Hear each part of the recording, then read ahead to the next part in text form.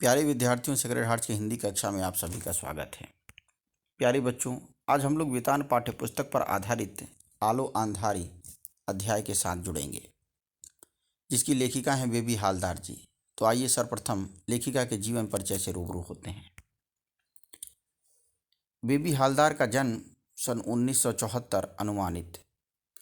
जम्मू कश्मीर के किसी स्थान पर जन्म, जहां सेना की नौकरी में पिता तैनात थे। 13 वर्ष की उम्र में दुगनी उम्र के व्यक्ति से विवाह के कारण 7वीं कक्षा में पढ़ाई छोड़नी पड़ी। 12-13 वर्षों बाद पति की ज्यादतियों से परेशान होकर 3 बच्चों सहित पति का घर छोड़ दुर्गापुर से फरीदाबाद आ गईं। कुछ समय बाद गुड़गांव चली आईं। बांग्ला में लिखी एवं हिंदी में अनुदित आलो आंधारी एकमात्र पुस्तक, वर्तमान में गुड़गांव में घरेलू नौकरानी के रूप में कार्यरत। आइए अब अध्याय को सार रूप में समझने का प्रयास करते हैं। लेखिका की पारिवारिक चिंताएं। लेखिका अपने पति से अलग अपने 2 छोटे बच्चों के साथ किराए के मकान में रहती थी। बिना किसी सहारे के अपना व बच्चों का पालन पोषण करना उसकी चिंता का कारण था। वह हमेशा काम की खोज में रहती थी। लेखिका हर किसी को कहती थी कि वह उसके लिए काम ढूंढे। रोज काम की तलाश में निकली लेखिका जब वापस आती तो पड़ोस की औरतें आकर पूछती कि काम मिला या नहीं। काम न मिलने पर वे उसको सांत्वना देती थी। लेखिका को काम मिला। लेखिका की पहचान सुनील नाम के एक युवक से थी। एक दिन सुनील ने उसको किसी मकान मालिक से मिलवाया। मकान मालिक बड़े भले आदमी थे। उन्होंने लेखिका को काम पर रख लिया। लेखिका को 800 रुपये महीने पर रख लिया गया। वहाँ लेखिका का काम घर की सफाई करना और खाना बनाना था। लेखिका से पहले उस घर में जो महिला काम करती थी वह लेखिका के आने से हटा दी गई। उसने लेखिका को बहुत बुरा भला कहा। लेखिका उस घर में रोज़ सवेरे आती और दोपहर तक सारा काम खत्म करके चली जाती। घर जाकर बच्चों को नहलाती, खाना बना करके खिलाती।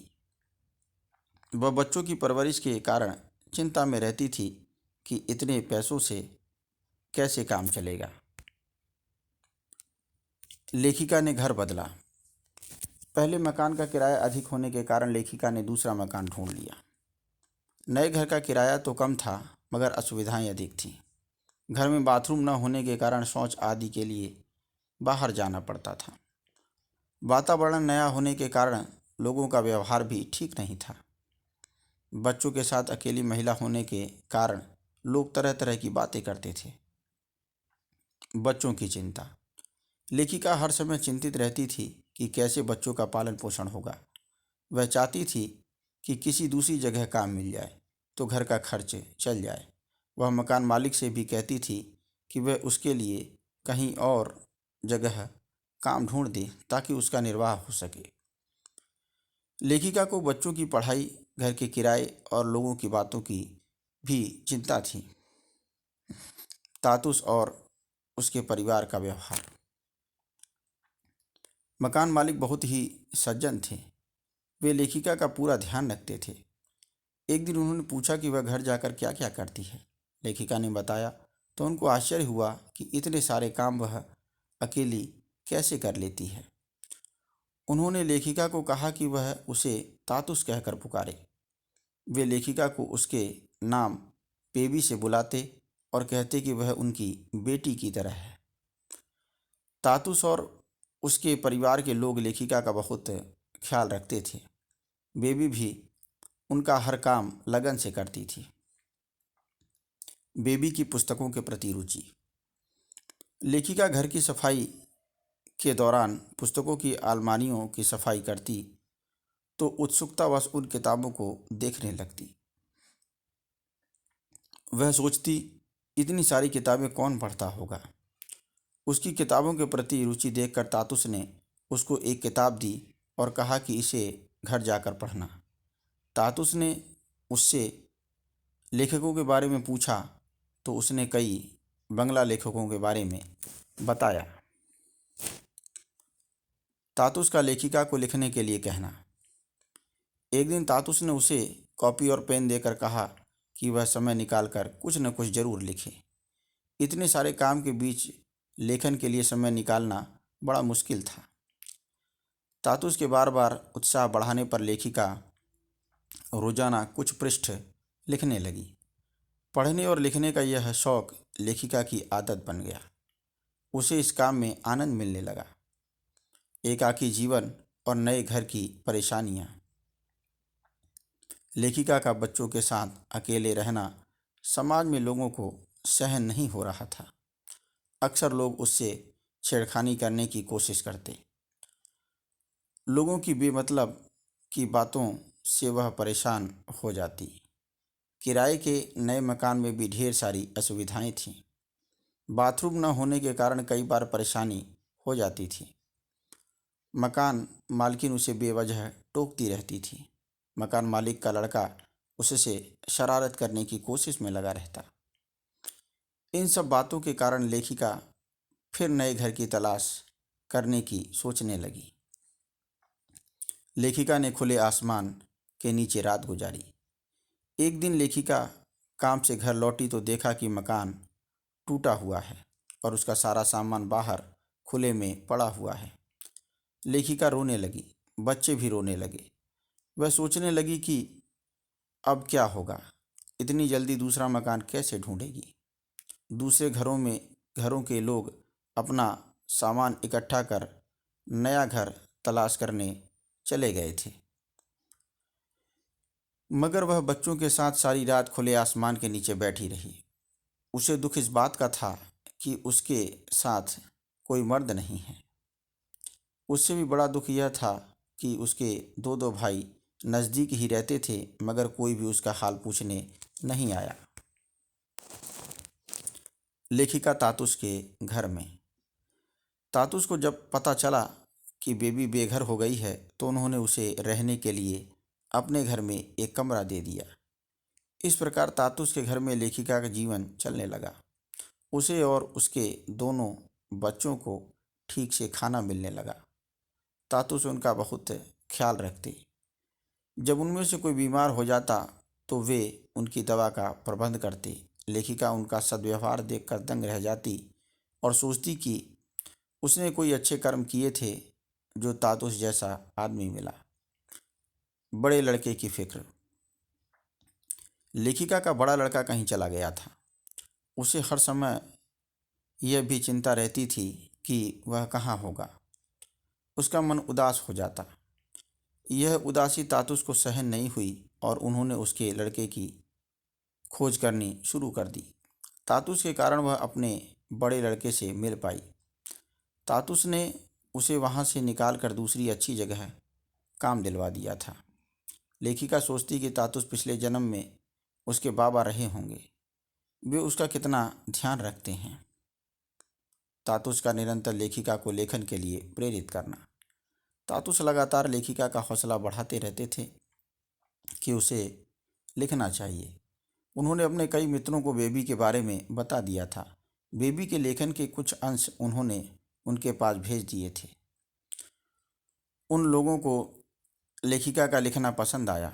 वे भी लेखिका का उत्साह बढ़ाते और निरंतर उसे पत्र लिखते। लेखिका का काम बढ़ गया।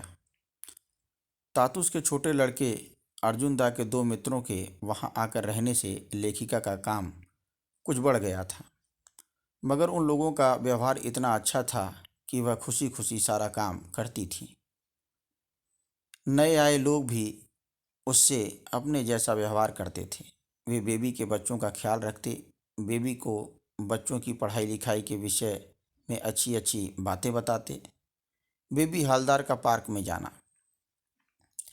तातुस ने सोचा कि सारा दिन घर का काम करते करते बेबी थक जाती होगी।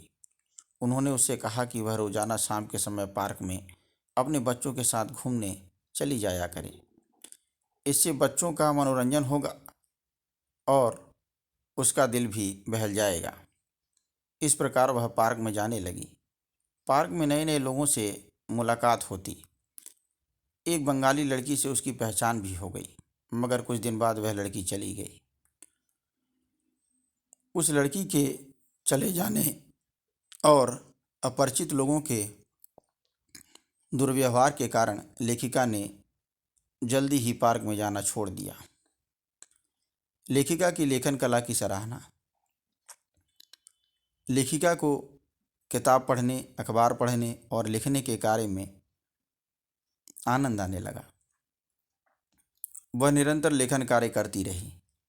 तातुस के जोर देने पर उसने उत्साह के साथ अपने जीवन की घटनाओं को कागज पर उतारना शुरू कर दिया। घर की व्यस्त दिनचर्या के बीच लेखिका ने अपना लेखन जारी रखा। कोलकाता और दिल्ली के तातुस के दोस्त भी लगातार लेखिका का उत्साह बढ़ाते रहे। कोलकाता के मित्र ने लेखिका को आशापूर्णा देवी का उदाहरण देकर बताया कि वह भी कितने व्यस्त कामों के बीच लिखने के लिए समय निकालती थी। इससे लेखिका बेबी का हौसला बढ़ा। लेखिका उन्हें जेठू कहकर संबोधित करने लगी थी। कोलकाता की एक अध्यापिका शर्मिला भी लेखिका का उत्साह बढ़ाती थी। बाबा से मिलन। एक दिन अचानक लेखिका के बाबा उससे मिलने आ पहुंचे। उनके आने से उसे पता चला कि उसकी मां का निधन हो गया है। उसके भाइयों को पता था, मगर उन्होंने बताया नहीं। लेखिका काफ़ी देर तक अपनी मां की याद करके रोती रही। बाबा ने उसके बच्चों से भेंट की और उन्हें समझाया कि वे अपनी मां का ख्याल रखें।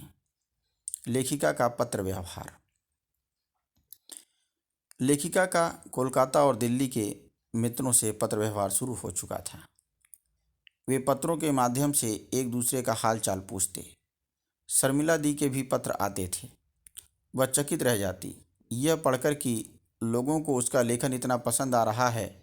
शर्मिला दी उसे तरह तरह के उदाहरण देकर समझाती रहती। कभी कभी वह पूछती कि लेखिका को सजना संवरना कैसा लगता है। वह कहती कि दोनों कभी मिलेंगी तो एक दूसरे के लिए सजेंगी, खूब बातें करेंगी, खूब नाचेंगी। बेबी ऐसी बातें पढ़कर आनंद से भर जाती। वह सोचती कि अगर तातुस उससे न मिलते तो यह जीवन कहाँ मिलता। लेखिका का शांत जीवन। लेखिका के जीवन में इतनी शांति कभी नहीं आई थी। तातुस के घर आकर उसका जीवन ही बदल गया था। उसका बड़ा लड़का कहीं काम पर लगा था। छोटा लड़का और लड़की विद्यालय में पढ़ रहे थे। वह स्वयं तातुस की छत्रछाया में लेखिका बन गई थी। पहले लेखिका सोचती थी कि अपनों से बिछुड़कर कैसे जिया जा सकता है, मगर अब उसने जीना सीख लिया था। तातुस के साथ वह इतनी घुल मिल गई थी कि उन्हें हर समय परेशान करती रहती कि इस शब्द का अर्थ बताओ, उस शब्द का अर्थ बताओ।